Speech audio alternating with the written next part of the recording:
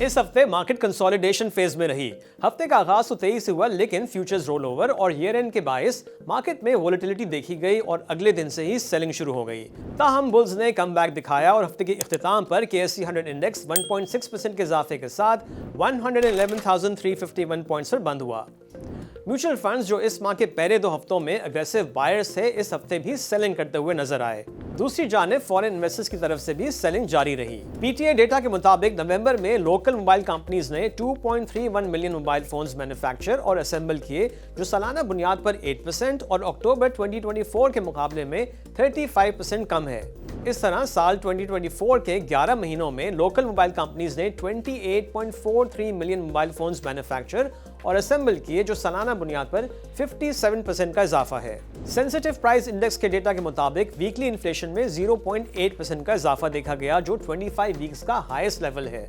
इसकी बुनियादी वजह चिकन की कीमत में 22% और टमाटर की कीमत में 21% का इजाफा है, जबकि चीनी की कीमत में 2% और वेजिटेबल ऑयल की कीमत में 1% का इजाफा हुआ। 2025 का आगाज होने जा रहा है और अगला साल स्टॉक मार्केट के लिए कैसा रहेगा, इस पर हम बात करेंगे मोहम्मद असद से, जो चीफ इन्वेस्टमेंट ऑफिसर हैं अलमीज़ान इन्वेस्टमेंट मैनेजमेंट के। असद साहब, वेलकम टू द शो। जी शुजा साहब, thank you very much. Asad साहब, दिसंबर के पहले 2 हफ्तों में म्यूचुअल फंड्स मेजर बायर्स है मार्केट में, लेकिन लास्ट 2 वीक्स में सेलिंग करते हुए नजर आए। क्या इसकी वजह ईयर एंड फैक्टर और रोल ओवर वीक था?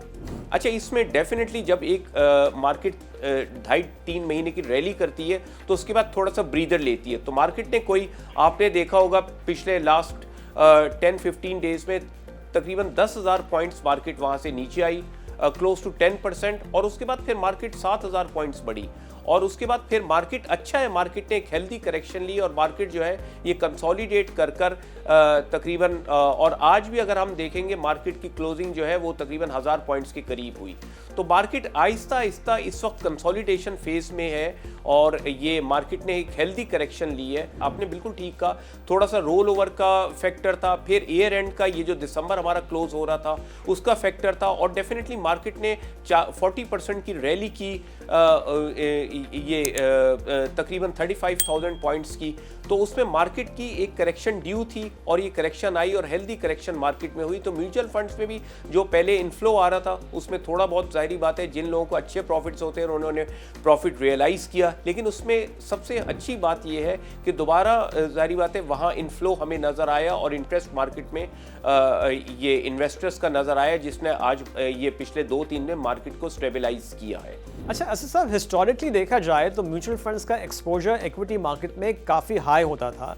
क्या हम 2025 में मजीद इनफ्लोज देखेंगे फ्रॉम फिक्स्ड इनकम फंड्स? मैं आपको हैरत अंगेज बात बताऊं कि 2017 में जब मार्केट पीक कर रही थी तो उस वक्त ये लेवल जो इक्विटी कंपोजिशन थी, जो स्टॉक मार्केट का पोर्शन होता था, वो तकरीबन 60 से 70% के करीब होता था। यूक्रेन वॉर के बाद जब इंटरेस्ट रेट 7% होते थे हमारे रहे और फिर 7% से 22% पर गए, तो फिर ये कंपोजिशन आहिस्ता आहिस्ता हमारी चेंज होती गई पिछले 5-6 साल में, और ये तकरीबन 10% के करीब आ गई।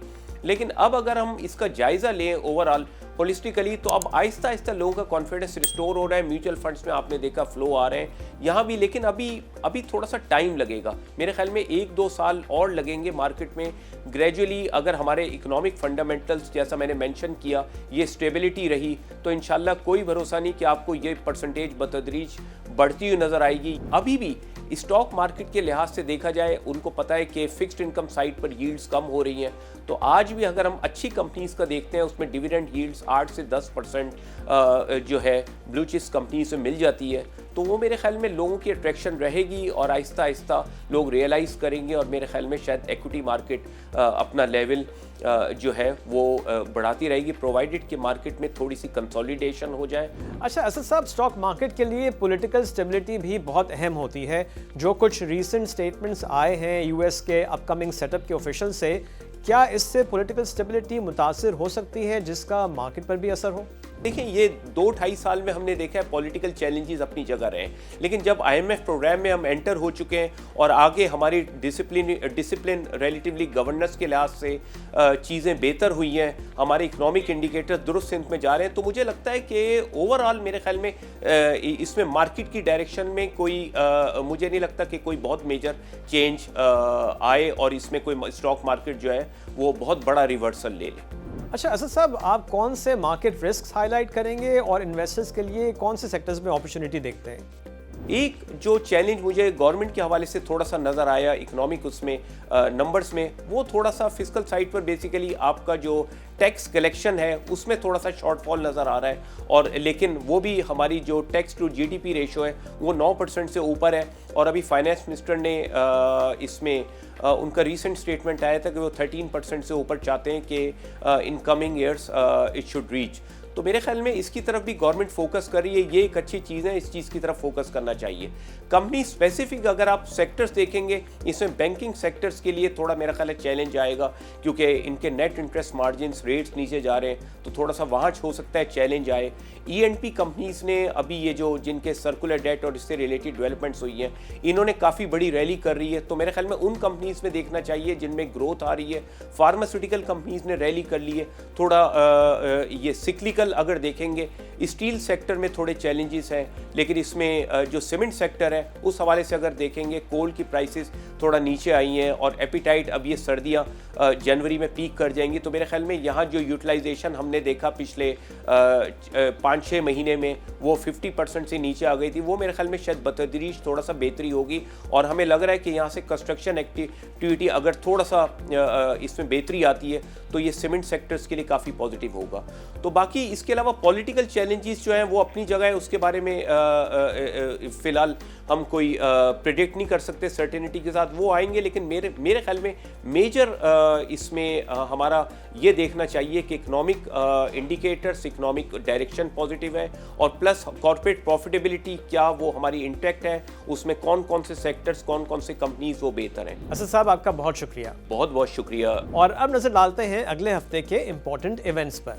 ट्यूसडे 31 दिसंबर है और हुकूमत पेट्रोल, डीजल और दूसरी पेट्रोलियम मसनूआत की नई कीमतों का ऐलान करेगी। वेंसडे को इन्फ्लेशन के नंबर्स आएंगे और एनालिस्ट दिसंबर में तकरीबन 4 to 4.5% इन्फ्लेशन एक्सपेक्ट कर रहे हैं। थर्सडे को ट्रेड डेटा, पेट्रोलियम सेल्स के नंबर्स और फॉरेक्स रिजर्व का डेटा आएगा। और जुमे को कॉटन जिनिंग और वीकली इन्फ्लेशन के नंबर्स जारी किए जाएंगे। और अब इस हफ्ते के टॉप 5 गेनर्स। इस हफ्ते पाक गल्फ लीजिंग की शेयर प्राइस में सबसे ज्यादा इजाफा हुआ, जो 47% रहा। टीआरजी की शेयर प्राइस में 32% का इजाफा हुआ। दाऊद हरक्यूलिस 14%, जावेदा कॉर्पोरेशन 13% और फ्रीजन कैंपिना एग्रो फूड्स की शेयर प्राइस में इस हफ्ते 11% का इजाफा हुआ। और अब इस हफ्ते के टॉप 5 लूजर्स। इस हफ्ते सबसे ज्यादा कमी पाक जेन पावर की शेयर प्राइस में हुई और ये 10% नीचे रहा। पंजाब ऑयल मिल्स 8%, चिराग सीमेंट की शेयर प्राइस में 7% कमी हुई। अटक रिफाइनरीज 6% और बन्नू वुलन की शेयर प्राइस में इस हफ्ते 5% की कमी हुई। और ये था इस हफ्ते का stock watch. Have a nice weekend. खुदा हाफिज।